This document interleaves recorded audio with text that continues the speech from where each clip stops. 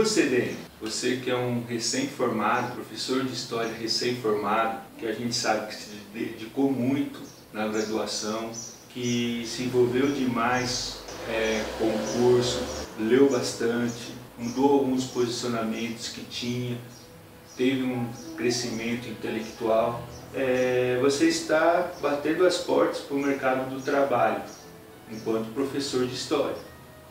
Eu pergunto para você, como você imagina ser um professor que atenda, que esteja disposto a essas necessidades que nós comentamos até agora, mas mais do que isso, como você vai fazer para seduzir o seu aluno para que ele goste de História?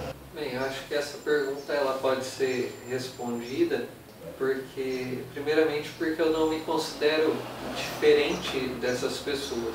Então eu acho que, assim como a História me seduziu, talvez seja o mesmo caminho que eu vou me utilizar para que possa seduzir os meus alunos. Primeiramente, a História ela tem um fascínio, vamos dizer assim, ou de certa forma ela consegue cativar os alunos justamente pela questão de que todos os seres humanos têm questões que precisam serem resolvidas. Os questionamentos nossos de que as coisas não são como são porque são, mas elas têm um motivo e uma razão de ser, já nos dá o fascínio por essa história, por tentar se descobrir, se responder. Não digo se encontrar, né? Porque vai ficar um termo bem religioso, mas eu acho que a História ela tem essa possibilidade de entendimento, por isso as questões dadas, como o professor disse, do presente. Mas eu acredito que um professor que consiga cativar os seus alunos é realmente um professor que não vê na História um manual de conteúdo acadêmico para ser passado aos alunos com a finalidade simplesmente de um Enem, de um Saresp, de um vestibular ou de um mercado de trabalho. Não que isso não seja necessário, com certeza está mais do que definido que essas coisas são necessárias. Mas além disso, uma história realmente que capacite o aluno para a vida, para a experiência entre as relações humanas. É por isso que eu acredito na História como um meio de transformação social. Gostei. Então você não vai dar aula apenas de História, você vai dar aula da vida, é isso? Eu vou dar aula de História, mas acredito que essa história de alguma forma vai complementar e possibilitar uma vida melhor para os meus alunos. Bacana, que ótimo. E você, Gabriel, que está num momento importantíssimo de escolher uma profissão. Terminou o ensino médio, está em busca de um espaço nessa sociedade de concorrência, nessa sociedade onde a exigência está cada vez maior, onde que os empregos parecem que estão sendo repensados, a forma de atuação do trabalhador no mercado também está criando outros caminhos. Pergunto para você, como jovem, buscando espaço na sociedade, um espaço profissional, você pensa em ser professor de História, você pensa em ir para esse lado da área de humanas, ou você quer exatamente buscar um outro espaço e você tem outros gostos, outras posturas? Tenho esse gosto pela História, sim, e acredito que ela é uma das formas de não mudar o mundo, mas talvez mudar um grupo de pessoas, mudar algumas vidas, né? Eu acho isso muito importante para a vida de um ser humano.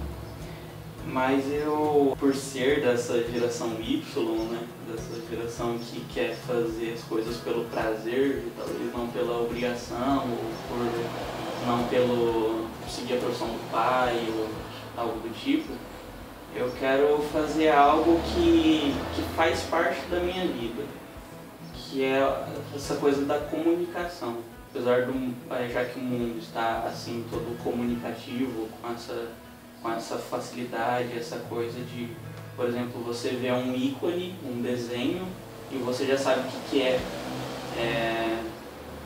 esse mundo do design, do visual, eu quero participar dessa área e afetar esse público que vê isso, porque esse público ele aumenta conforme os anos vão passando. Então eu acredito que eu quero atingir essas pessoas que estão ligadas a ver, a se contaminar por propagandas, por vídeos, por todo esse conteúdo audiovisual. Então eu acho que é isso que eu escolhi para mim, por prazer, e acredito que mesmo que existam muitos assim também, os que se destacam são os que realmente gostam de fazer isso e fazem por prazer, que essa é uma das, acho que, vantagens dessa geração Y, que aqueles que se destacam são aqueles que fazem por prazer e não às vezes pelo dinheiro, pela profissão que dá certo.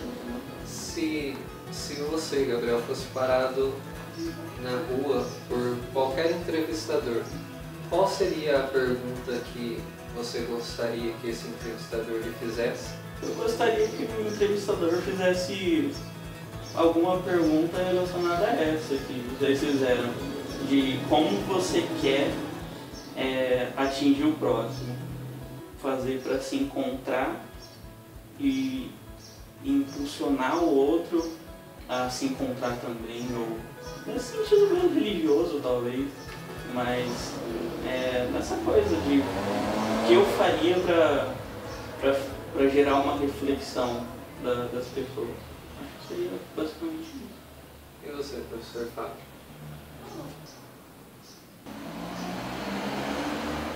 Que eles me perguntariam, que eu gostaria que eles me perguntassem. Algo que você gostaria que um entrevistador lhe perguntasse e que talvez ninguém nunca lhe perguntou. Bom, eu gostaria que o entrevistador me perguntasse algo que me fazer eu gostaria que um entrevistador me perguntasse, não sei que a pessoa, eu não vou falar a verdade, cara, eu não sei. O que eles vão perguntar? Eu não sei. Eu gostaria que alguém me perguntasse. Sabe lá, eu penso assim, por que direito eu vou achar o que a outra pessoa tem que perguntar pra mim? Entende? Eu acho que a pergunta tem que vir da pessoa. Agora, eu não sei o que eu gostaria que a pessoa me perguntasse. É dela, o que eu chamo a atenção, o que eu não chamo a atenção, ou o que ela está pensando. Eu não posso, o que eu acho que a outra vai perguntar para mim. Eu acho meio completo. Parece aquelas coisas, sabe, quando você faz aquela lista de aniversário, nome do pai e minha mãe, qual o seu sonho? Daquelas coisinhas de mulher, crescer e tal. Então eu fico assim, o que eu vou perguntar? O que o cara vai me perguntar? Por dentro desse caso eu estou falando de educação. O que eu gostaria que ele me perguntasse? Então tá bom, eu vou responder. Bom, Dele, a sua pergunta ela é instigante. O que eu gostaria que uma pessoa me perguntasse? A partir do ponto de vista do que nós estamos falando aqui, dos assuntos que nós estamos tratando, eu gostaria que alguém me perguntasse se eu fui feliz enquanto eu fui professor. E eu quero dizer para você que eu me realizei enquanto professor. Por que eu me realizei? Porque não tem coisa melhor do que você trabalhar com jovens que possuem uma energia pura, uma essência dessa energia sutil, transparente, e você, de certa forma, ir conduzindo o seu aluno a ter, ou esse jovem, a ter pensamentos que você acredita que vão colaborar a sua formação. Eu fui feliz enquanto a época que eu fui professor. Por quê? Porque, por exemplo, eu tenho 26 ex-alunos do ensino médio que foram fazer história. que hoje são professores de história. Alguns que já estão com títulos de mestres. Então, eu acho que eu me realizei como professor, porque quando eu encontro um ex-aluno e ele me fala, eu fui seu aluno, e ele me atende num açougue, numa padaria, numa loja, num restaurante, eu fico muito feliz, porque eu acredito que de certa forma eu colaborei para que aquele jovem chegasse ali. Ele conseguiu as suas vitórias sozinho, mas a minha preocupação era sempre que ele desse certo. E o que era dar certo? É ser feliz. Então, se ele estava sendo feliz trabalhando no açougue, na padaria, se ele está sendo feliz trabalhando no supermercado, se ele está sendo feliz estudando para ser advogado, enfim, eu acho que o papel do professor é esse. É a mágica do ser professor, que ele não tem muitas vezes a resposta imediata. Ele tem a resposta, ele planta uma semente, e quando ele vê, né, aquela semente crescer e já está dando frutos, e bons frutos, você fala que você pensa, pô, eu atingi meu objetivo. Então a pergunta que eu gostaria era isso: se eu fui feliz como professor, eu digo, fui, porque eu colaborei para que muitos chegassem a ser pessoas boas. Você pode me perguntar, e aqueles que não conseguiram? Isso também eu entendo que eu fracassei, porque eu não consegui, né? Alguns que se perderam na vida, perderam assim, que foram colados, por exemplo, da criminalidade, eu fico triste, porque eu não consegui fazer com que ele criasse mecanismos de sair do ambiente que ele estava. Eu não consegui construir nele algo a mais do que um ensino conteudista. Eu não me preparei para a vida. Então, quando eu ouço um ex-aluno que praticou um crime, que está batendo na mulher, que está infringindo a lei, eu acho que e não está sendo cidadão, eu acho que eu não fiz o meu papel como professor. Então, ao mesmo tempo é esse o papel, olha que coisa, né? O dualismo de ser professor, feliz pelas conquistas dos meus alunos. Eu sou feliz pela conquista dos meus alunos, mas também tenho a minha culpa de não conseguir fazer com que todos dessem certo. É uma coisa que eu não tenho resposta propriamente, porque eles não deram certo.